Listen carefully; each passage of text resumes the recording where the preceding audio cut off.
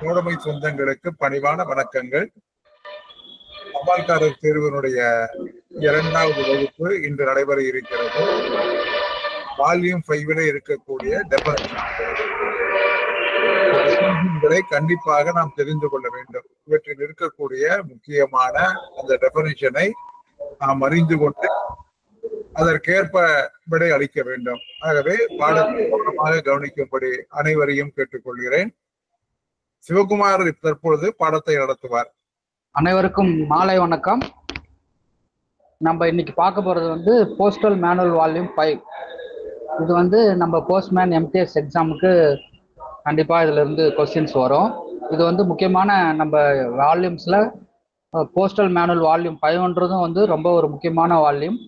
இதுல நம்ம நடைமுறையில எப்படி ஒர்க் பண்றது எல்லாமே இருக்கும். இது post office and railway mail சர்வீஸோட ஜெனரல் ரெகுலேஷன்ஸ் இதுல எல்லாமே சொல்லியிருப்பாங்க. இது ரொம்ப ஒரு முக்கியமான மேனுவல் வால்யூம். இதுல நம்ம பார்த்தோம்னா இப்ப நம்மளுக்கு டெஃபினிஷன்ஸ் தான் கேட்பாங்க. கிட்டத்தட்ட 57 டெஃபினிஷன்ஸ் இருக்கும். இந்த 57 டெஃபினிஷன் தான் நமக்கு ஒரு 2 கிளாஸ் இல்லை 3 கிளாஸ்ல பார்க்கலாம். இந்த டெஃபினிஷன்ஸ் தான் என்னென்ன, எப்படி பிஎம்ஜினா யாரு, ஹெட் போஸ்ட் ஆஃபீஸ்னா என்ன, பிஓன்னா என்ன, மெயில் ஆஃபீஸ்னா என்ன,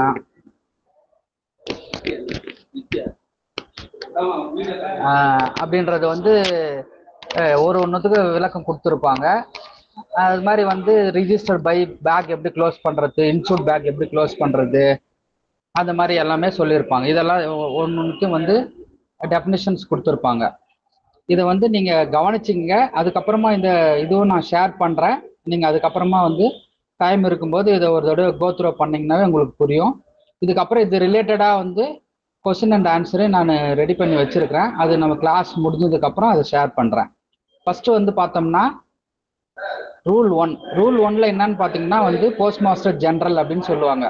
போஸ்ட் மாஸ்டர் ஜெனரல் அப்படின்னா என்னன்னா, the expression postmaster general means a principal chief post master general, chief post master general, regional postmaster general are a director of postal service and includes any other officer exercising the power of principal CPMG, CPMG, PMG அப்படின்றது சொல்லியிருக்காங்க. அதாவது பார்த்தீங்கன்னா PMG definition PMG தான். ஆனால் இது எல்லாம் include ஆகும்னா சிபிஎம்ஜில இருந்து, பிரின்சிபல் சிபிஎம்ஜில இருந்து, டிபிஎஸ்ல இருந்து பிஎம்ஜி வரைக்கும் எல்லாமே இதுல பிஎம்ஜின்னா இதுக்கு மீனிங் அர்த்தம்.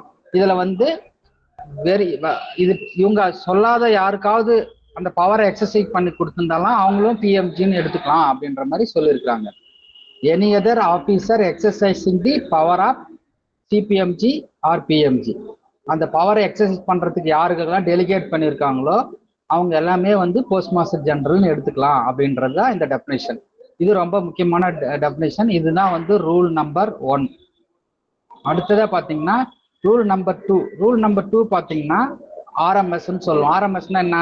Railway mail service means the service responsible for the carriage of mails by rail, road, river and air and for the collection and distribution of mails received from post offices by mail offices and sections.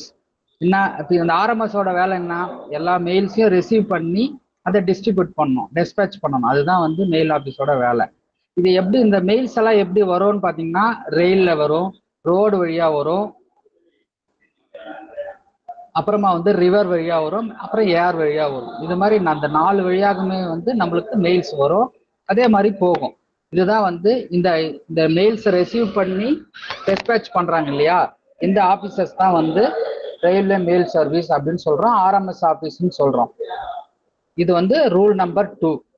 அப்புறம் rule number 3 என்னன்னா superintendent. நம்மளுக்கு எல்லாமே தெரியும். நம்மளுக்கு யாரு post ஆஃபீஸ்னா superintendent of post ஆஃபீஸ்ன்னு சொல்லுவோம்.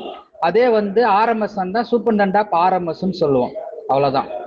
ஆர்எம்எஸ்ல சூப்பர்டென்ட்டுக்கு பேரு சூப்பர்டென்ட் ஆஃப் ஆர்எம்எஸ். அதே போஸ்டல் டிவிஷனுக்கு சூப்பர்டென்ட் ஆஃப் போஸ்ட் ஆஃபீஸர்ஸ் அப்படின்னு சொல்லுவோம். அவர் என்னன்னா ஒரு டிவிஷனோட சீஃப் ஆஃபீஸர், இன்சார்ஜ் தான் போஸ்டல் டிவிஷனல் ஹெட் அப்படின்னு சொல்லுவோம். Superintendent of post office is the chief officer in charge of postal division and the superintendent of RMS is the officer holding a similar position of the RMS of division. RMSல இருந்து அவருக்கு superintendent of RMS, அதே postal சூப்பர்டென்டா இருந்தா அவருக்கு postal superintendent of post ஆஃபீஸ்ன்னு சொல்லுவோம். இதுதான் rule number 3. அடுத்ததா head post office. இது ஒரு முக்கியமான இது கேட்பாங்க அடிக்கடி. ஹெட் போஸ்ட் ஆஃபீஸ்னா என்ன? ஹெட் போஸ்ட் ஆஃபீஸ்ன்றது ஒரு main office, group of offices consisting itself and a number of smaller offices called sub and branch offices which have been placed under its accounts jurisdiction. The officer in charge of the head post office is designated as a head postmaster. ஒரு head ஆஃபீஸ்ன்றது ஒரு மெயினான office, அது கீழே sub ஆஃபீஸும் branch ஆஃபீஸும் இருக்கும். இப்போ வந்து பெரும்பாலும் branch office வந்து சப் ஆஃபீஸோட தான் இருக்குது, ஹெச்ஓவோட எந்த பிரான்ச் ஆஃபீஸும் அட்டாச் ஆகல. இப்போ முன்னாடி எல்லாம் வந்து பார்த்தீங்கன்னா ஒரு 15-20 வருஷத்துக்கு முன்னாடி எல்லாம் பிஓ கூட வந்து ஹெச்ஓ கண்ட்ரோலில் இருந்தது. ஒரு சில பிஓ வந்து அட்டாச் பண்ணியிருப்பாங்க. ஹெச்ஓக்கு நியராக இருக்கிற பிரான்ச் ஆஃபீஸை கூட ஹெச்ஓ கீழே கொண்டு வந்திருப்பாங்க. இப்போ அப்படி இல்லை, எல்லாமே வந்து ஹெட் ஆஃபீஸ் கீழே வந்து சப் ஆஃபீஸ் தான் இருக்குது, சப் ஆஃபீஸ் கீழே பிஓ தான் இருக்குது. இதுக்கு இன்சார்ஜ் யார் அப்படின்னு ஹெட் போஸ்ட் ஆஃபீஸ் கேட்டிங்கன்னா ஹெட் போஸ்ட் மாஸ்டர்னு சொல்லுவோம். இது கேட்பாங்க, ஹெட் ஆஃபீஸ்னா என்னன்னு கேட்பாங்க, in charge of the head office யாருன்னு கேட்பாங்க. அப்போ ஹெட் போஸ்ட் மாஸ்டர் அப்படின்னு நம்ம சொல்லணும். இது வந்து ரூல் நம்பர் 5. அப்புறம் general post office. General post ஆஃபீஸ்ன்றது first class head post office. First class head post office situated at the headquarters of the head of the circle where there are more than one such office. One office attached to the headquarters is termed as general post office. இப்போ பார்த்தீங்கன்னா நம்ம குறிப்பாக இப்போ எடுத்துக்கணும் அப்படின்னு பார்த்தீங்கன்னா general post office எங்கே இருக்குதுன்னா சென்னை ஜிபிஓ சொல்லலாம். அங்கே வந்து 2 first class head post office இருக்கு. ஒன்று வந்து அண்ணா ரோடு, இன்னொன்று வந்து ஜெனரல் போஸ்ட் ஆஃபீஸ். அதில் ஒன்றை மட்டும் நம்ம ஜிபிஓன்னு சொல்லுவோம். ரெண்டாவதாக இருக்கிற அண்ணா ரோடு ஹெட் போஸ்ட் ஆஃபீஸ் தான் சொல்லுவோம். ஏன்னா ஏதாவது ஒரு ஆஃபீஸ் தான் ஜெனரல் போஸ்ட் ஆஃபீஸ்னு ஐடென்டிஃபை பண்ணணும். அது சென்னை, நம்ம தமிழ்நாடு சர்க்கிளோட ஹெட் குவார்டர்ஸ் வந்து சென்னை, அங்கே தான் இருக்குது. அதனால அதுக்கு ஜெனரல் போஸ்ட் ஆஃபீஸ்னு பேர். First class HO under the control of supervision of senior time scale officer. இதை யார் சூப்பர்வைசர் பண்ணுவோம்னா குரூப் ஏ ஆஃபீஸர்னு சொல்லுவோம். இப்போ சூப்பர்டென்ட்னா குரூப் பி சொல்லுவோம், அதே சீனியர் சூப்பர்டென்ட்னா குரூப் ஏன்னு சொல்லுவோம். அது மாதிரி எஸ்எஸ்பி கேடரில் இருக்கிற ஒருத்தர் தான் வந்து இந்த ஹெட் போஸ்ட் ஆஃபீஸ்க்கு போஸ்ட் மாஸ்டராக இருப்பார். அவர் தான் வந்து இன்சார்ஜாக இருப்பார். அதாவது first class HO under the control and supervision of senior time scale ஆஃபீஸராக தான் இங்கே இருப்பார். Is called chief post master அப்படின்னு சொல்லுவோம். அவரை ஹெட் ஆஃபீஸில் ஹெட் போஸ்ட் மாஸ்டர்னு சொல்லுவோம். வேற ஜெனரல் போஸ்ட் ஆஃபீஸில் இருக்கிற போஸ்ட் மாஸ்டரை சீஃப் போஸ்ட் மாஸ்டர் அப்படின்னு தான் நம்ம சொல்லணும். அதே மாதிரி second class HO under the control of group B officer. ஒரு சூப்பர்டென்ட் ரேங்க்ல இருக்கிற ஆஃபீஸர் வந்து குரூப் பி ஆஃபீஸர் வந்து ஒரு ஹெச்ஓ மேனேஜ் பண்ணார்னா அது செகண்ட் கிளாஸ் ஹெச்ஓ. அது வந்து பார்த்தீங்கன்னா இங்கே உதாரணத்துக்கு வெள்ளூர் ஹெட் போஸ்ட் ஆஃபீஸ் அங்கே வந்து ஒரு சூப்பர்டென்ட் ரேங்க்ல இருக்கிற ஒருத்தர் தான் வந்து போஸ்ட் மாஸ்டராக இருப்பார். அவர் வந்து கசட்டட் போஸ்ட் மாஸ்டர் அப்படின்னு சொல்லுவோம். அவர் வந்து யாருக்குன்னா அவர் சீனியர் சூப்பர்டென்ட் ஆஃப் போஸ்ட் ஆஃபீஸ்க்கு கீழே ஒர்க் பண்ணுவார் அவர். அப்போ அவரும் வந்து ஒரு குரூப் பி ஆஃபீஸர். உதாரணத்துக்கு பார்த்தீங்கன்னா நம்ம வெள்ளூர் ஹெட் போஸ்ட் ஆஃபீஸ் சொல்லலாம். அது வந்து ஒரு second class HO is manned by the is supervisor by the group B officer. அதாவது சூப்பர்டென்ட் ரேங்க்ல இருக்கிற ஒரு போஸ்ட் மாஸ்டர் வந்து அவர் பார்ப்பார். இவர் வந்து செகண்ட் கிளாஸ் ஹெச்ஓக்கு இன்சார்ஜா இருப்பார். இது வந்து ரூல் நம்பர் 6ல சொல்லியிருக்காங்க. அடுத்தது சப் ஆஃபீஸ். சப் ஆஃபீஸ்னா என்னன்னா ஒரு post office subordinate and account with HO and it is monetary transaction are incorporated in the accounts of the latter office. The in charge of the sub office is designated a sub post master. ஒரு sub ஆஃபீஸ்ன்றது ஒரு HO கீழே இருக்கும். அதோட accounts எல்லாம் வந்து jurisdiction எல்லாம் வந்து அந்த ஹெச்ஓ கண்ட்ரோலில் தான் இருக்கும். அதோட டிரான்சாக்ஷன் எல்லாம் அந்த ஹெச்ஓவில் வந்து இன்கார்பரேட் பண்ணுவாங்க. அதோட சப் ஆஃபீஸுக்கு இன்சார்ஜ் என்ன சொல்லுவோம் அப்படின்னா சப் போஸ்ட் மாஸ்டர்னு நம்ம சொல்லுவோம். அவரை எப்படி சொல்லலாம் அப்படின்னா சப் போஸ்ட் மாஸ்டர் அப்படின்னு சொல்லுவோம். அதே வந்து ஒரு சப் ஆஃபீஸ் டவுன்ல அட்டாச் ஆயிருக்கு, அங்க பக்கத்துலேயே ஹெச்ஓ இருக்கும், ஆனா அது டவுன் சப் ஆஃபீஸா இருக்கும். அங்க வந்து டெலிவரி ஆஃபீஸும் இல்லாம கூட இருக்கலாம். அது வந்து டவுன் எஸ்ஓ அப்படின்னு சொல்லுவோம். A sub office situated in a town or its suburbs where there is also a head office is termed a town sub office அப்படின்னு இருக்கும். இப்போ பார்த்தீங்கன்னா ஒரு ஹெச்ஓ பக்கத்துலேயே ஒரு 2 கிலோமீட்டர் இல்லை 3 கிலோமீட்டர் பக்கத்தில் ஒரு எஸ்ஓ இருக்கும். அங்கே டெலிவரி இருக்காது, ஏன்னா ஹெட் ஆஃபீஸ்லேருந்து தான் டெலிவரி போய் பண்ணுவாங்க. அந்த மாதிரி ஆஃபீஸ்க்கெல்லாம் வந்து டவுன் சப் ஆஃபீஸ்ன்னு சொல்லுவாங்க. மோஸ்ட்லி அது வந்து நோ டெலிவரி ஆஃபீஸாக தான் இருக்கும். இது வந்து ரூல் நம்பர் 7ல சொல்லியிருக்காங்க. அடுத்தது இது வந்து பிரான்ச் ஆஃபீஸ், சப் ஆஃபீஸ்ன்னு போட்டிருக்கு. ஆனா இது வந்து பிரான்ச் ஆஃபீஸ். ஏற்கனவே நம்ம சப் ஆஃபீஸ் பார்த்தோம். Branch office. Branch office is a post office lower status than a sub office. Sub ஆஃபீஸோடைய கம்மியா இருக்கிற ஸ்டேட்டஸ்ல இருக்கிற ஒரு ஆஃபீஸ் தான் வந்து பிஓன்னு சொல்லுவோம். It is direct account with a head or sub office which is termed as a account office and it is monetary transaction are incorporated in the accounts of the latter office.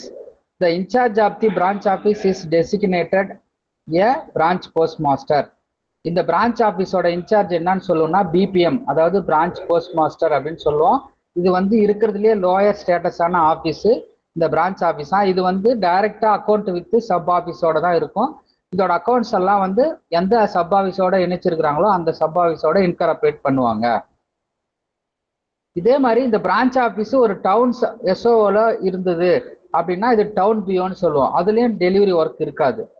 அதாவது a branch office situated in a town or its suburbs where there is also a head office is termed a town branch office.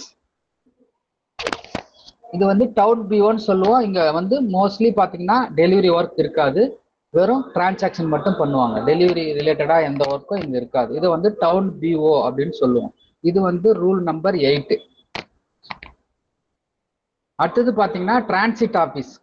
Transit ஆஃபீஸ்ன்றது வந்து main லைன்ல இருக்கிற ஒரு ஆஃபீஸை வந்து தான் transit ஆஃபீஸ்ன்னு சொல்லுவோம். அது வந்து எந்த போஸ்ட் ஆஃபீஸா வந்தா இருக்கலாம்.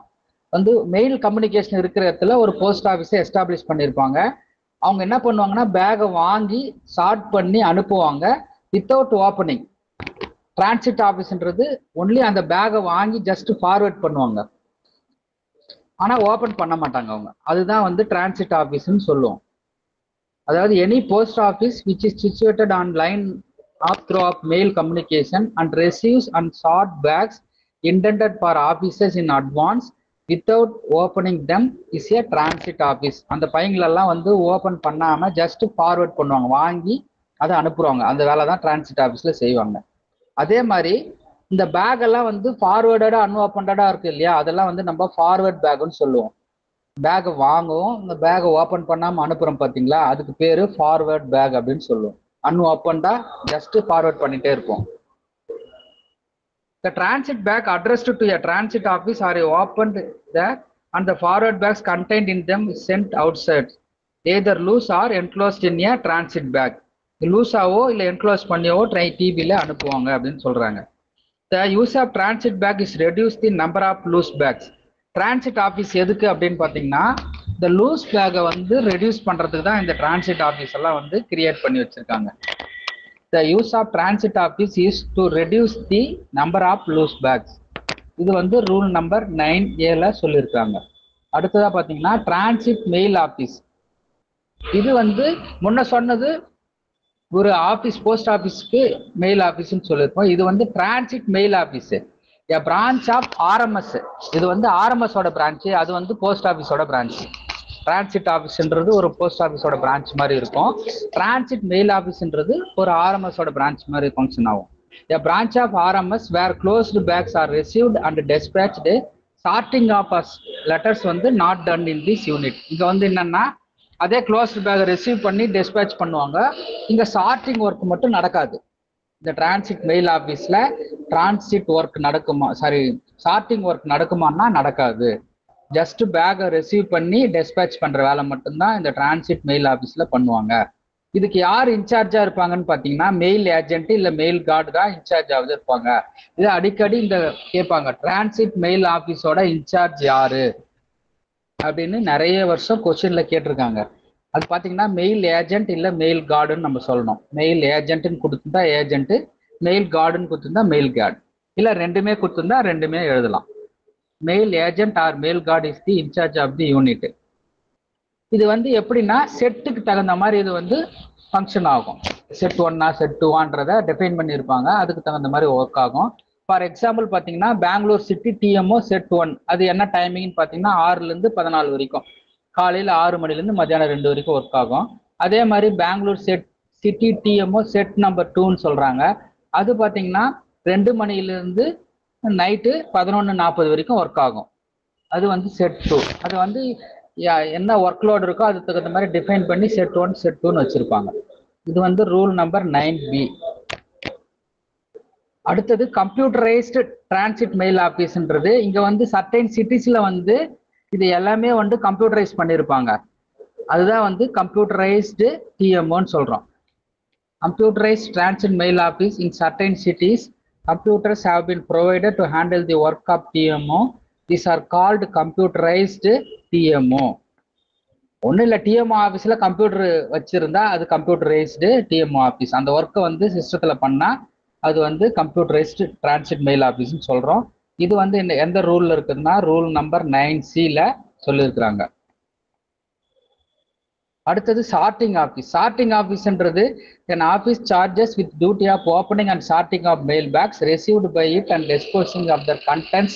It termed as a sorting office. Sorting ஆஃபீஸ்ன்றது என்னன்னா அதுவும் ஒரு ஆஃபீஸு. அது வந்து ஓப்பனிங்கும் பண்ணுவாங்க, அதே மாதிரி சார்ட்டிங் ஆஃப் மெயிலும் பண்ணுவாங்க, அதே மாதிரி டிஸ்போஸ் பண்ணுவாங்க, அந்த கண்டென்ட்ஸ் எல்லாம் டிஸ்போஸ் பண்ணுவாங்க. இதுதான் வந்து சார்ட்டிங் ஆஃபீஸோட வேலை. அதே மாதிரி sorting office may receive article of all kinds, எல்லா வகையான ஆர்டிகளும் இங்கே ரிசீவ் பண்ணுவாங்க. இது வந்து எதுக்குன்னா to simplify the work of sorting in the other offices, to reduce the number of bags exchange between post office and to reduce the weight of the mail bags carried on mail lines.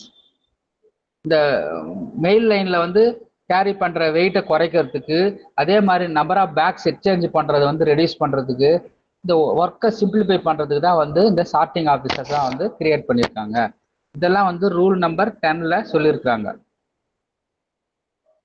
அப்போ sorting ஆஃபீஸ்னா என்னன்னா வந்து அந்த office வந்து by வந்து வரும், chart பண்ணுவாங்க, receive பண்ணிட்டு டிஸ்போஸும் பண்ணுவாங்க. அதுதான் வந்து சார்ட்டிங் ஆஃபீஸ்.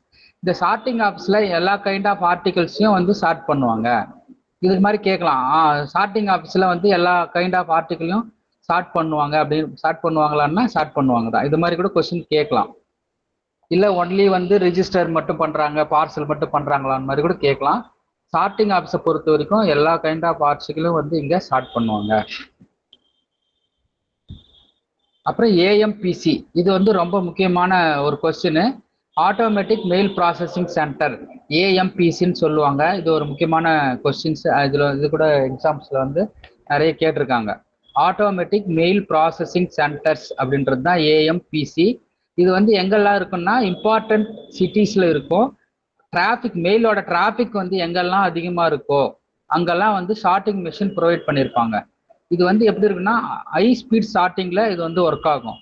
அட் ப்ரெசன்ட் எங்கெல்லாம் இருக்குதுன்னு பார்த்தீங்கன்னா மும்பையிலையும் சென்னையிலையும் இருக்குது. இது வந்து ரூல் நம்பர் 10A. அதாவது ஆட்டோமேட்டிக் மெயில் ப்ராசஸிங் சென்டர் அப்படின்றது என்னன்னா இம்பார்ட்டன்ட் சிட்டிஸில் மெயில் டிராஃபிக்ஸ் எங்கெல்லாம் அதிகமாக இருக்கோ அந்த மாதிரி இருக்கிற இம்பார்ட்டன்ட் சிட்டிஸில் இந்த ஷார்ட்டிங் மிஷின்ஸை கொடுத்துருப்பாங்க, ப்ரொவைட் பண்ணியிருப்பாங்க. இங்கே வந்து இந்த மிஷின் வந்து ஹை ஸ்பீடில் ஷார்ட் பண்ணோம். கிட்டத்தட்ட பார்த்தீங்கன்னா இது எங்கே இருக்குது அப்படின்னு பார்த்தீங்கன்னா மும்பை அண்டு சென்னையில் இருக்குது அப்படின்றாங்க. இது வந்து ரூல் நம்பர் 10A. அப்புறம் சிஆர்சின்னு சொல்லுவாங்க. சிஆர்சின்னா computerised registration centres. The registration branch of mail office where the process of registration work is done on computers is called CRC. ஒன்றும் இல்லை, மெயில் ஆர்எம்எஸ் ஆஃபீஸில் ஆர்டிகிள் எல்லாம் புக் பண்ணுவாங்க, அந்த பேருக்கு தான் வந்து சிஆர்சின்னு சொல்லுவாங்க, கம்ப்யூட்டரைஸ் ரிஜிஸ்ட்ரேஷன் சென்டர். நம்ம எப்படி கவுண்டர் போஸ்ட் ஆஃபீஸில் ஆர்எல் ஸ்பீடெல்லாம் புக் பண்ணுறோமே அதே மாதிரி மெயில் ஆஃபீஸில் இந்த புக்கிங் ஒர்க் பண்ணுவாங்க. அதுக்கு பேர் தான் வந்து கம்ப்யூட்டரைஸ்டு ரிஜிஸ்ட்ரேஷன் சென்டர்னு சொல்லுவோம், சிஆர்சின்னு சொல்லுவோம். A CRC can be situated in a mail office itself or in a separate location. இப்போ பார்த்தீங்கன்னா பெரும்பாலும் வந்து பார்த்தீங்கன்னா ஆர்எம்எஸ் ஆஃபீஸ்லேயே தான் இருக்கும். ஒருவேளை அங்கே இடம் வந்து வசதி இல்லை டிராஃபிக் வந்து கம்மியாக இருக்கும், வேற எங்கன்னா பக்கத்தில் வச்சா டிராஃபிக் அதிகமான புக்கிங் வரும் அப்படின்னா வேற எங்கன்னா பக்கத்து லொக்கேஷனில் கூட நியர்பை கூட வச்சிருக்கலாம். பெரும்பாலும் பார்த்தீங்கன்னா அந்த ஆர்எம்எஸ் ஆஃபீஸ்லேயே தான் இந்த சிஆர்சி வந்து ஃபங்க்ஷன் ஆகும். இது வந்து ரூல் நம்பர் 10B. அதுக்கப்புறம் sorting sub office. Sorting sub ஆஃபீஸ்ன்றது ஒரு சப் ஆஃபீஸு. இது வந்து near to the several mail lines எங்கே இருக்கோ அங்கே இருக்கிற ஒரு sub office.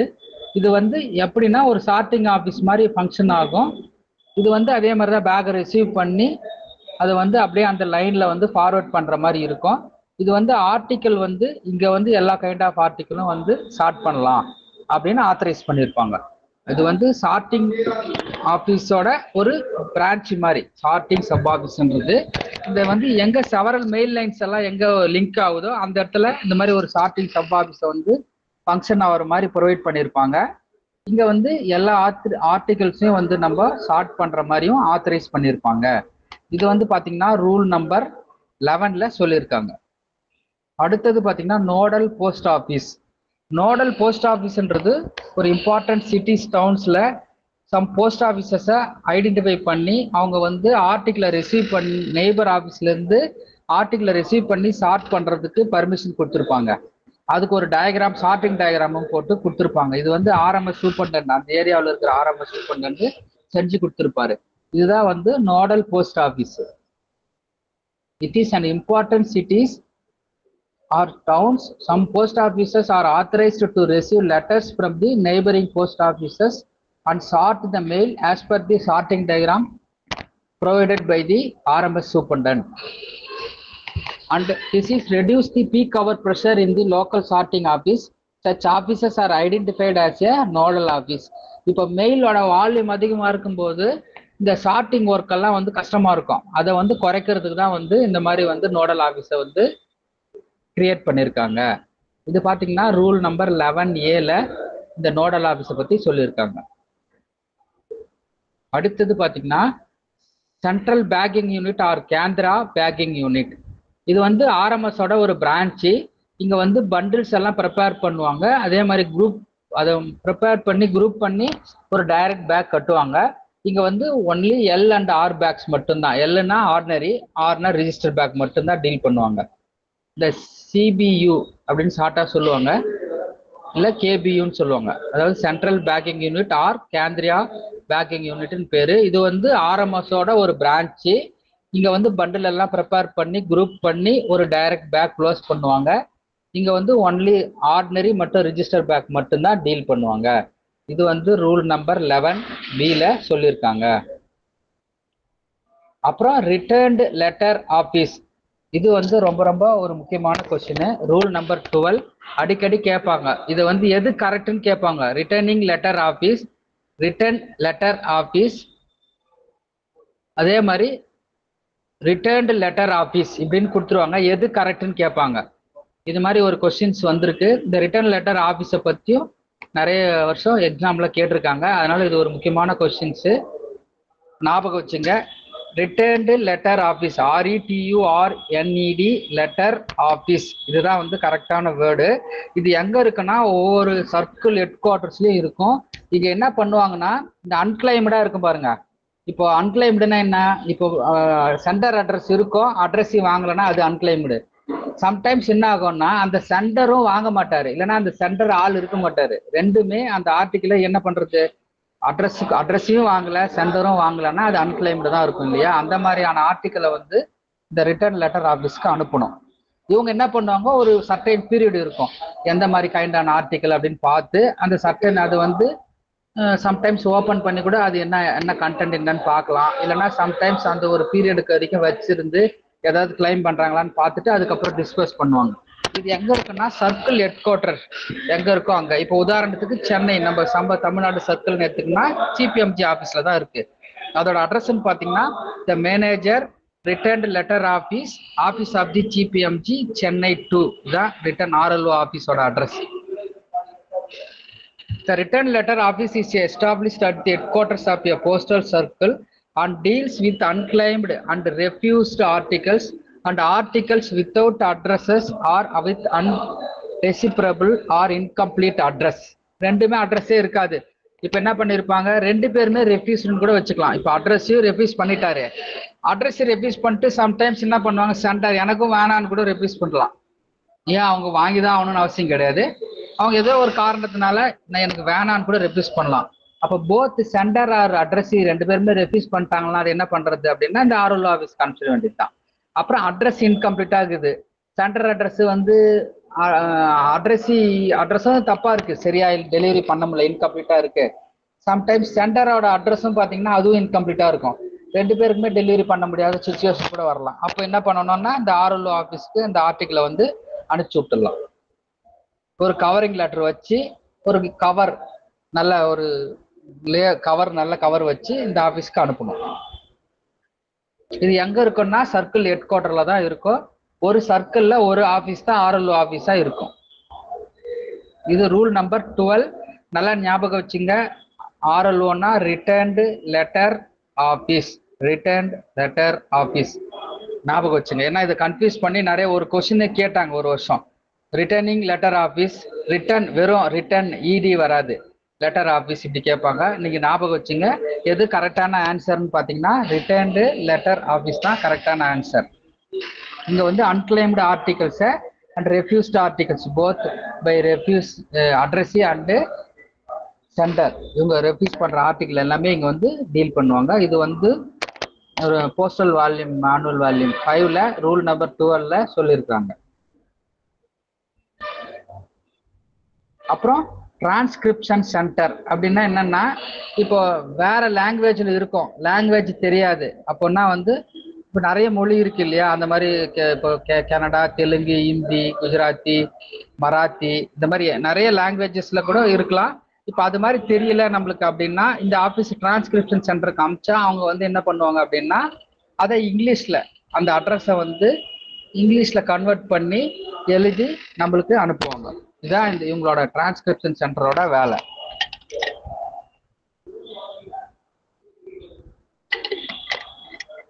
A transcription center is a cell established in sorting office situated normally at the headquarters of the circle or at any other convenient sorting office in the circle. Transcription center transcribes into English the addressed written in a regional languages on postal articles posted in a mail or post office. இங்க வந்து post பண்ணிருப்பாங்க அப்படின்னு பாத்தீங்கன்னா அது mail ஆஃபீஸ்லயும் post பண்ணிருக்கலாம், இல்ல post ஆஃபீஸ்லயும் post பண்ணிருக்கலாம். Language வந்து வேற ரீஜனல் லாங்குவேஜ்ல எழுதிருந்து அது நமக்கு தெரியல, அது அட்ரஸ் படிச்சு நம்மளால டெலிவரி பண்ண முடியல அப்படின்னா இந்த டிரான்ஸ்கிரிப்ஷன் சென்டரோட வேலை அங்க அமிச்சோம்னா அவங்க வந்து இங்கிலீஷ்ல அதை டிரான்ஸ்லேட் பண்ணி நம்மளுக்கு அனுப்புவாங்க, அதை நம்ம டெலிவரி பண்ணலாம். இதுதான் இந்த டிரான்ஸ்கிரிப்ஷன் சென்டரோட வேலை. இது வந்து ரூல் நம்பர் 12A சொல்லியிருக்கிறாங்க. அதுக்கப்புறம் பாத்தீங்கன்னா office of exchange. Office of எக்ஸ்சேஞ்ச்னா இது வந்து ஒரு சார்ட்டிங் ஆபீஸ். இங்க எக்ஸ்சேஞ்ச் ஆஃப் மெயில்ஸ் வந்து ஃபாரின் கண்ட்ரிஸ்க்கு வரும் இல்லைங்களா, அந்த மெயில்ஸ் எல்லாம் வந்து இங்க எக்ஸ்சேஞ்ச் ஆகும். இது வந்து பேர் வந்து ஆபீஸ் ஆஃப் எக்ஸ்சேஞ்சுன்னு சொல்றோம். A post office or a sorting office or a section which exchanges mails with offices in foreign countries is known as a office of exchange. இது வந்து போஸ்ட் ஆஃபீஸா இருக்கலாம், இல்ல சார்ட்டிங் ஆஃபீஸா இருக்கலாம், இல்ல ஒரு செக்ஷனா இருக்கலாம். இங்க என்ன பண்ணுவாங்கன்னா ஃபாரின் கண்ட்ரில இருந்து வர மெயில்ஸை வந்து எக்ஸ்சேஞ்ச் பண்ணுவாங்க இந்த ஆஃபீஸ்ல. இதுக்கு பேர் தான் வந்து ஆபீஸ் ஆஃப் எக்ஸ்சேஞ்ச். இங்க ரூல் நம்பர் 13A சொல்லியிருக்காங்க.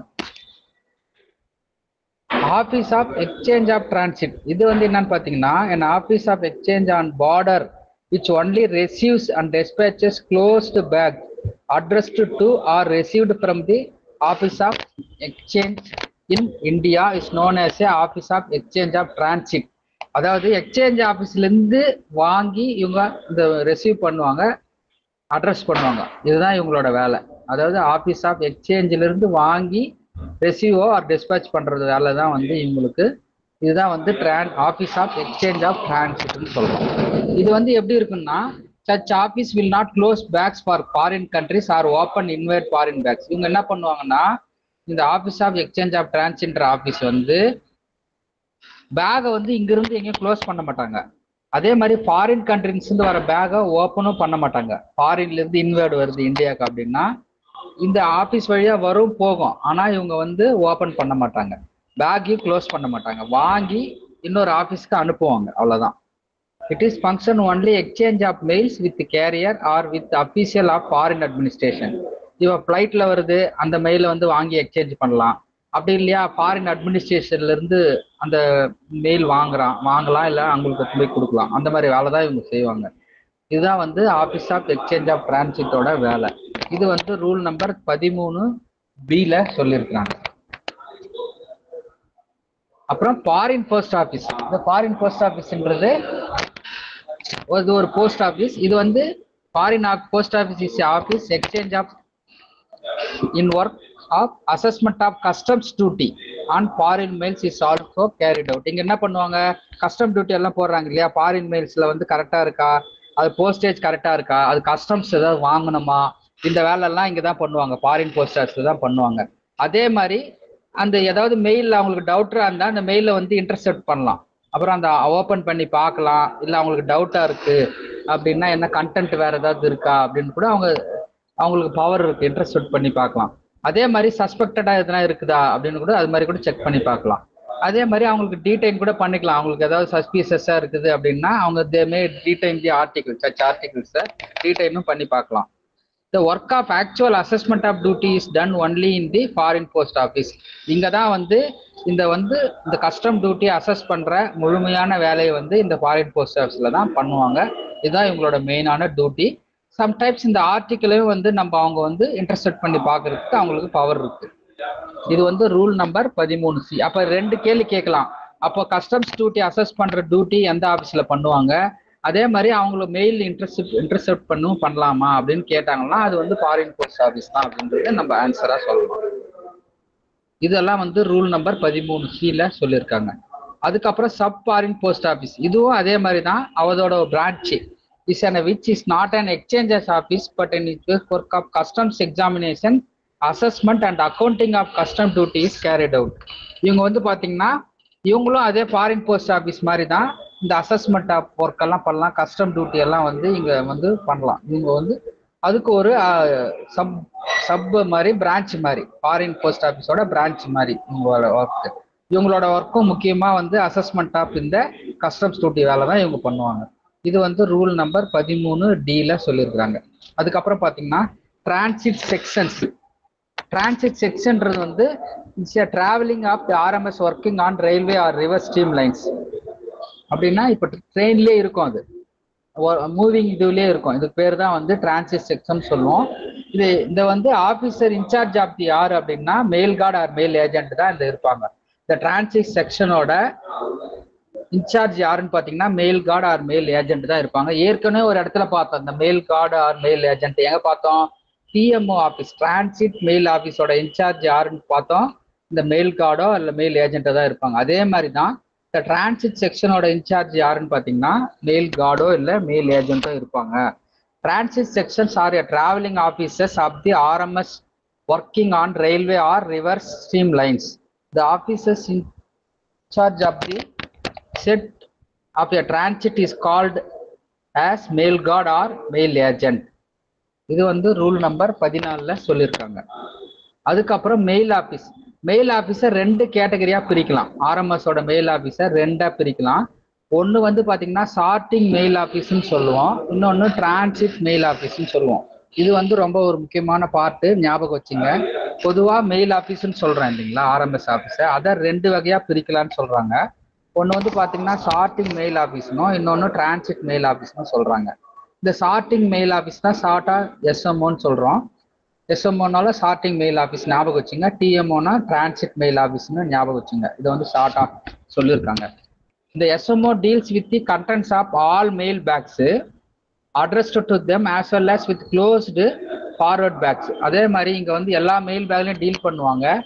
அப்புறம் க்ளோஸ் பண்ண ஃபார்வர்ட் பேக்கையும் இங்கே டீல் பண்ணுவாங்க. டிஎம்ஓ வந்து ஒன்லி க்ளோஸ்டு பேக்கை மட்டும்தான் டீல் பண்ணுவாங்க. The in charge of the set of the sorting mail office is designated a head sorting assistant, HAS அப்படின்னு சொல்றோம். அதாவது இந்த சார்ட்டிங் மெயில் ஆஃபீஸோட இன்சார்ஜ் யாருன்னா ஹெட் சார்ட்டிங் அசிஸ்டன்ட்னு சொல்லுவோம். அதாவது சார்ட்டிங் அசிஸ்டன்ட் சொல்றோம் இல்லையா, ஆர்எம்எஸ்ல ஒர்க் பண்றவங்கள, அதெல்லாம் சீனியரா இருக்கிறவங்க தான் வந்து ஹெட் சார்ட்டிங் அசிஸ்டண்டா போட்டிருப்பாங்க. சர்வீஸ் கொஞ்சம் கூட இருக்கிறவங்களுக்கு அவங்க தான் வந்து இப்போ எல்ஹெச்ஜி எல்லாம் வந்தா எப்படி நம்ம ஆப்போசிட் ஆஃபீஸில் கொஞ்சம் சீனியர்னு சொல்றோம் இல்லையா, அது மாதிரி நாங்கள் சீனியராக இருக்கிற ஒரு சார்ட்டிங் அசிஸ்டன்ட் தான் வந்து ஹெட் சார்ட்டிங் அசிஸ்டண்ட்டாக போடுவாங்க. அவர் தான் வந்து பார்த்தீங்கன்னா இந்த சார்ட்டிங் மெயில் ஆஃபீஸருக்கு இன்சார்ஜாக இருப்பார். அதே மாதிரி டிரான்சிட் மெயில் ஆஃபீஸுக்கு யாருன்னா மெயில் ஏஜென்ட் தான் வந்து அங்கே வந்து இன்சார்ஜாக இருப்பார். அந்த irrespective of the status of the incumbent. Transit mail ஆஃபீஸ்க்கு ஒரு மெயில் ஏஜென்ட் தான் வந்து இன்சார்ஜாக இருப்பார். சார்ட்டிங் மெயில் ஆஃபீஸ்க்கு வந்து ஹெட் சார்ட்டிங் அசிஸ்டன்ட் தான் வந்து இன்சார்ஜாக இருப்பார். இதெல்லாம் ஞாபகம் வச்சுங்க. எந்த ஆஃபீஸ்க்கு யார் இன்சார்ஜ் இப்போ பார்த்ததெல்லாம் என்ன, ஹெட் போஸ்ட் ஆஃபீஸ்க்கு யார் இன்சார்ஜ், ஹெட் போஸ்ட் மாஸ்டர். எஸ்ஓக்கு சப் போஸ்ட் மாஸ்டர். பிரான்ச் ஆஃபீஸ்க்கு பிபிஎம். அதே மாதிரி இங்கே வந்து எஸ்எம்ஓ சார்ட்டிங் மெயில் ஆஃபீஸ்க்கு நம்ம வந்து பார்த்தோம், என்ன பார்த்தோம், ஹெட் சார்ட்டிங் அசிஸ்டன்ட்னு பார்த்தோம். டிரான்சிட் மெயில் ஆஃபீஸ்க்கு மெயில் ஏஜென்ட்னு பார்த்தோம். அதே மாதிரி ஒரு டிவிஷனுக்கு யார் இன்சார்ஜ், சூப்பர்டென்ட் ஆர் சீனியர் சூப்பர்டென்டா இருக்கலாம். அதே மாதிரி ஆர்எம்எஸ் பார்த்தீங்கன்னா சூப்பர்டென்ட் ஆஃப் ஆர்எம்எஸ்ஸா இருக்கலாம், இல்லை சீனியர் சூப்பர்டென்ட் ஆஃப் ஆர்எம்எஸ்ஸா கூட இருக்கலாம். இதெல்லாம் ஞாபகம் வச்சுங்க. அதுக்கப்புறம் corporate mail office or bulk mail சென்டர்னு சொல்லுவோம், பிஎம்சின்னு சொல்லுவோம், இல்லை கார்பரேட் மெயில் ஆஃபீஸ்ன்னு சொல்லுவோம். இது வந்து எதுனா பிக் சிட்டிஸ்ல இருக்கும். இங்க வந்து பல்க் மெயிலரை வந்து ஹேண்டில் பண்ணுவாங்க. பார்த்து ஒரு உதாரணத்துக்கு பார்த்தீங்கன்னா ஒரு 5000 அன்ரிஜிஸ்டர் ஆர்டிக்கிள் வரலாம், இல்லை 250 ரிஜிஸ்டர் ஆர்டிக்கிள் வரலாம். அட் ஏ டைம்ல வந்து அது மாதிரி வரும். அவங்க தான் வந்து பல்க் மெயிலர்னு சொல்லுவோம். இந்த bulk mailer are supplied with customised sorting list. இவங்களுக்கு வந்து ஒரு சார்ட் பண்றதுக்கு ஒரு லிஸ்ட் கொடுத்துட்டு இருப்போம். அவங்க என்ன பண்ணுவாங்க, அந்த அக்கார்டிங் டு தி சார்ட்டிங் லிஸ்ட்டுக்கு இவங்க வந்து ப்ரிப்பேர் பண்ணி மெயில் எடுத்துன்னு வந்து கொடுப்பாங்க. அப்புறம் அந்த details of bundles prepared are entered in one invoice which is prepared in duplicate and brought to the bulk mailing சென்டருக்கு எடுத்துன்னு வந்து கொடுப்பாங்க. இந்த பல்க் மெயிலரை எப்படி ஐடென்டிஃபை பண்ணுவாங்க அப்படின்னா, அவங்க வந்து உதாரணத்துக்கு ஒரு 5000 அன்ரெஜிஸ்டர் ஆர்டிக்கிளோ 250 ரிஜிஸ்டர் ஆர்டிக்கிளோ ஒருத்தர் கொடுக்குறாரு அப்படின்னா அவரை நம்ம வந்து பல்க் மெயிலர் அப்படின்னு ஐடென்டிஃபை பண்ணுவோம். அவங்களுக்கு வந்து எந்தெந்த எப்படி சார்ட் பண்ணி ஒரு லிஸ்ட் ப்ரிப்பேர் பண்ணணும்னு நம்ம ஒரு கைட்லைன்ஸ் கொடுத்துருவோம். அது பிரகாரம் அவங்க லிஸ்ட் ப்ரிப்பேர் பண்ணி இந்த பல்க் மெயில் சென்டர்ல எடுத்து வந்து கொடுப்பாங்க. 2 காப்பி கொடுப்பாங்க. ஒரு காப்பி நம்ம அக்னாலேஜ் பண்ணி அவங்களுக்கு கொடுத்தோம்னா ஒரு காப்பி நம்ம வச்சுக்கணும். இதுதான் வந்து பிஎம்சி, அதாவது corporate mail office or bulk mail சென்டரோட வேலை. இது வந்து ரூல் 15A சொல்லியிருக்காங்க. அப்புறம் எம்எம்சி மாஸ் மெயிலிங் சென்டர். இது வந்து அப்படின்னா என்னன்னா, மேக்சிமம் நம்பர் ஆஃப் லெட்டரை வந்து யார் போஸ்ட் பண்றாங்களோ அவங்களுக்கு அசிஸ்ட் பண்றதுக்கு இந்த மாஸ் மெயிலிங் சென்டர் வந்து கிரியேட் பண்ணியிருப்பாங்க பிக்கர் சிட்டி சென்டர்ஸ்ல. MMC that is mass mailing center in order to help the customers who are regularly posting maximum number of letters. DOP started assistance centers which are called mass mailing center in a bigger cities. For various pre-mailing activities, MMC may engage college students, housewives, pensioners, etc. on payment of some amount on hourly basis. இவங்க என்ன பண்ணிக்கலாம், இந்த அவங்க யாரு college ஸ்டூடெண்ட்டோ house ஒய்ஃப்ஸோ பென்ஷனர்ஸோ இவங்க வந்து OS மாதிரி utilise பண்ணி அவங்களுக்கு பேமெண்ட் பண்ணிக்கணும். இந்த எக்ஸ்பெண்டிச்சர்லாம் யாருன்னா இந்த பார்ட்டி யார் கஸ்டமரோ அவங்கள தான் வந்து மீட் பண்ணிக்கிற மாதிரி இருக்கணும். இந்த போஸ்டேஜுக்கு என்ன செலவாகுதோ அது இல்லாமல் இந்த ப்ரீ மெயிலிங் ஆக்டிவிட்டீஸ்க்கு என்கேஜ் பண்ணிக்கிறேன்ல இவங்களுக்கும் இவங்க தான் வந்து பே பண்ணுற மாதிரி இருக்கும். இதெல்லாம் இந்த ரேட்டெல்லாம் வந்து டிபார்ட்மெண்ட் வந்து டிசைட் பண்ணணும், எவ்வளோ வாங்கணும், எவ்வளோ போஸ்டேஜ் வாங்கணும், அதே மாதிரி எவ்வளோ எக்ஸ்ட்ரா வாங்கணுன்றதை வந்து இந்த நம்மளுக்கு டிபார்ட்மெண்ட் அப்பப்போ வந்து அறிவிக்கும். அதுக்கு தகுந்த மாதிரி நம்ம வந்து காசு வாங்கணும். சார்ஜஸ் வந்து அதுக்கு தகுந்த மாதிரி நம்ம அப்போ சார்ஜ் பண்ணணும். இது வந்து ரூல் 15B சொல்லியிருக்காங்க மாஸ் மெயிலிங் சென்டர் பற்றி.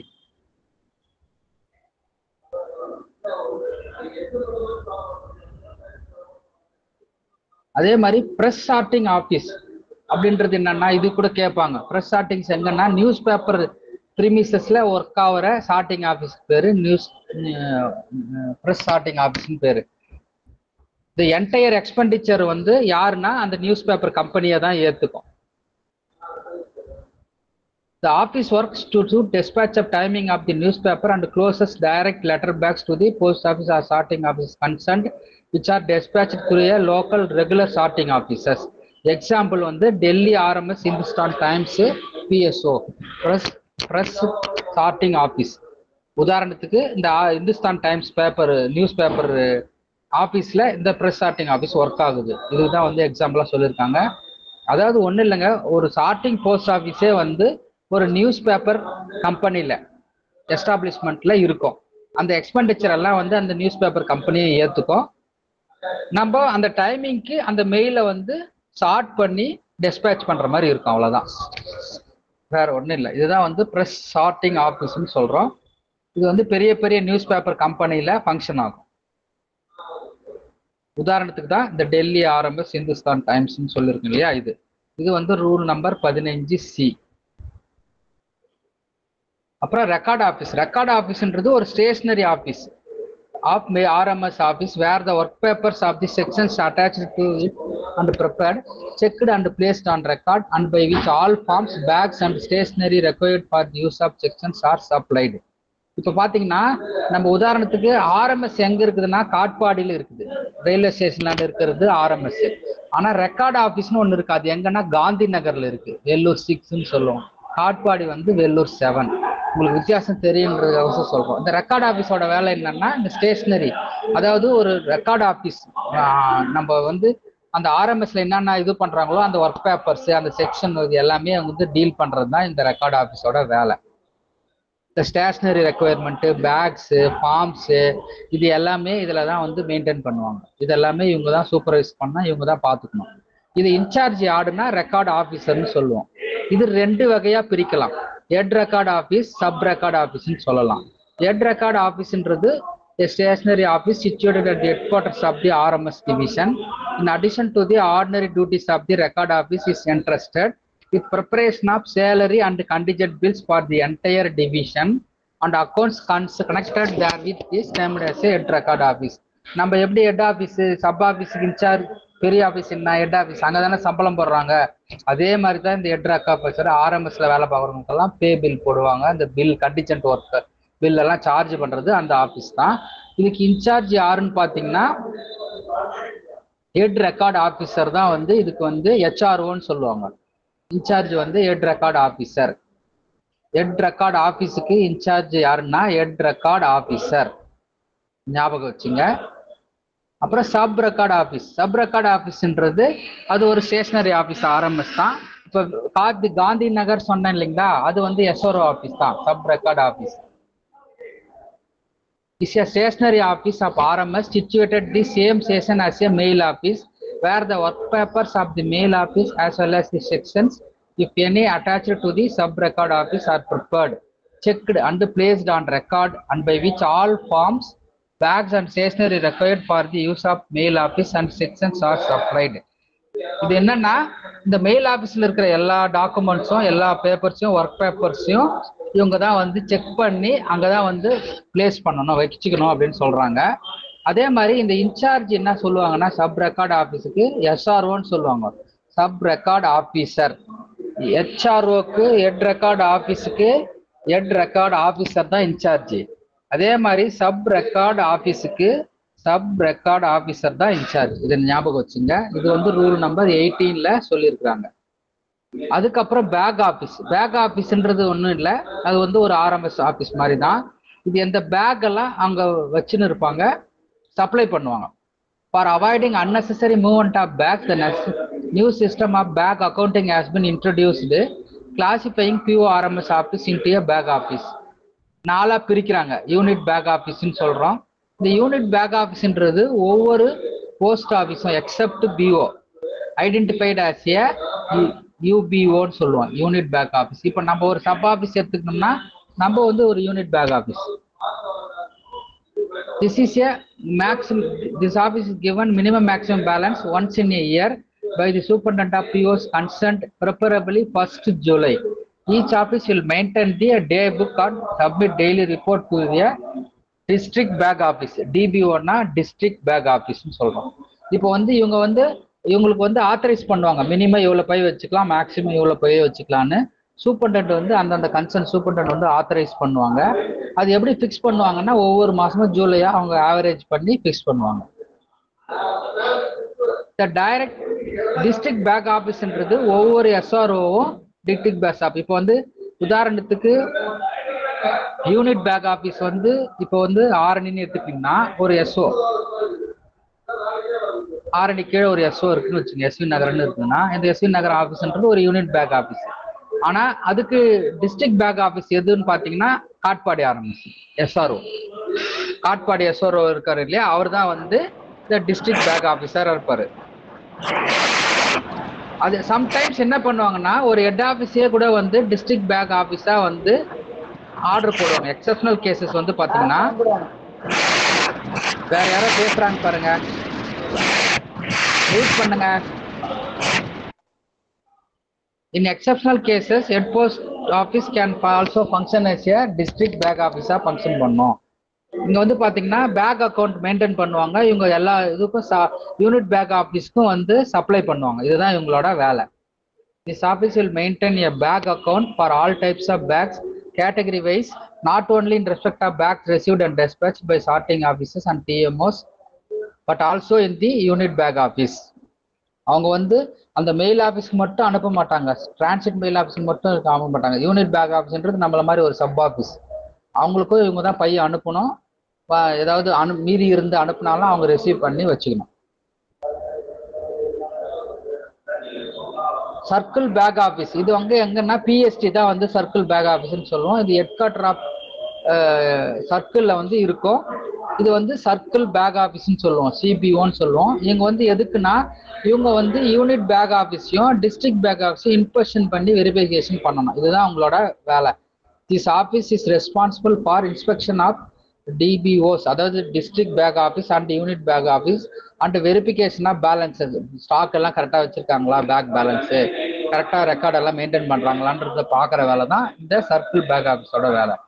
இது அதே மாதிரி இந்த இன்னும் முக்கியமான வேலை என்னன்னா procurement and distribution of bag and repair and action of bags. இது எல்லாமே வந்து இந்த சர்க்கிள் பேக் ஆஃபீஸோட வேலை தான். அதாவது பை எவ்வளோ வாங்கணும், பேக்ஸ் எல்லாம் எவ்வளோ ப்ரொக்யூர் பண்ணணும், எவ்வளோ டிஸ்ட்ரிபியூட் பண்ணணும், அது எதாவது ரிப்பேர் ஒர்க் பண்ணணுமா, ஆக்ஷன் அதாவது யூஸ் பண்ண முடியாததெல்லாம் ஆக்ஷன் பண்ணணுமா, ஏழை வர்றது, அந்த மாதிரி வேலையெல்லாம் வந்து இந்த சர்க்கிள் பேக் ஆஃபீஸ் தான் செய்வாங்க. அதே மாதிரி சென்ட்ரல் பேக் ஆஃபீஸ் அப்படின்னு சொல்லுவோம், அதுவும் சிபிஓ, கன்ஃபியூஸ் பண்ணிக்காதீங்க. முதல் வர சிபிஓ வந்து சர்க்கிள் பேக் ஆஃபீஸ், ரெண்டாவது வர சிபிஓ வந்து சென்ட்ரல் பேக் ஆஃபீஸ். இது வந்து என்னன்னா டைரக்டரேட்ல இருக்கிற டி செக்ஷன் தான் வந்து சென்ட்ரல் பேக் ஆஃபீஸா ஒர்க் ஆகும். D section of postal directorate works as a central bag office. இது வந்து பாத்தீங்கன்னா டைரக்டரேட்ல டி செக்ஷன்ல ஃபங்க்ஷன் ஆகும். இவங்க என்ன பண்ணுவாங்க அப்படின்னு பாத்தீங்கன்னா இவங்க பேக் எல்லாம் டீல் பண்ண மாட்டாங்க, only correspondence relating to the procurement and distribution of bag மட்டும். கரஸ்பாண்டன்ஸ் ஒர்க் மட்டும் எவ்வளோ சப்ளை பண்ணலாம், எவ்வளோ ப்ரொக்யூர் பண்ணலாம் அப்படின்னு சர்க்கிளுக்கு டைரக்ஷன் கொடுப்பாங்க, பர்மிஷன் கொடுப்பாங்க. இந்த மாதிரி வேலை கரஸ்பாண்டன்ஸ் ஒர்க் மட்டும்தான் வந்து இவங்க பார்ப்பாங்க.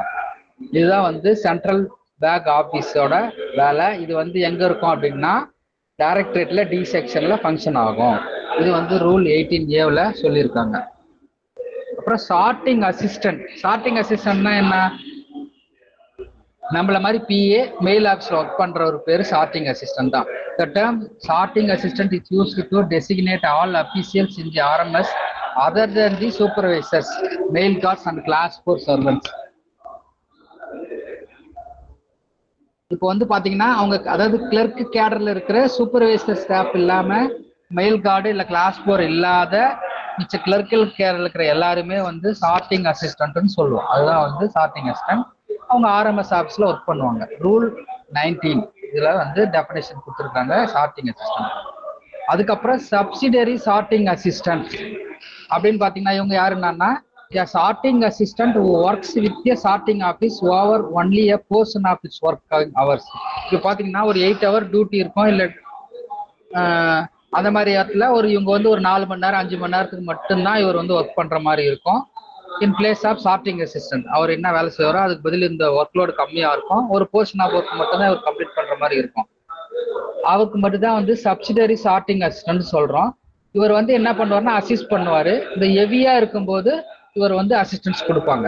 இப்போ மெயில் ஹெவியா வந்துச்சு, எப்பனா இந்த மாதிரி பல்கா போடுறாங்க இல்லையா, பல்க் மெயில் எல்லாம் வரும்போது இந்த சப்சிடரி சார்ட்டிங் அசிஸ்டன்ட்டை கூப்பிட்டு இந்த சார்ட்டிங் அசிஸ்டன்ட்டுக்கு அசிஸ்டன்ஸ் கொடுத்து இந்த ஒர்க்கை வந்து கம்ப்ளீட் பண்ணுவாங்க. இதுக்கு பேர் தான் வந்து சப்சிடரி சார்ட்டிங் அசிஸ்டன்ட் அப்படின்னு சொல்றோம். இது வந்து ரூல் நம்பர் 20.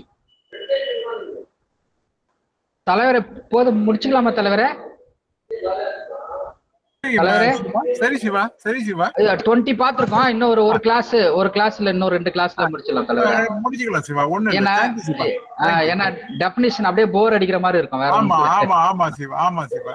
கொஞ்சம் கொஞ்சமா சொன்னாதான். ஆமா, ஒரு 20-25 போனா போதும். Thank you everybody.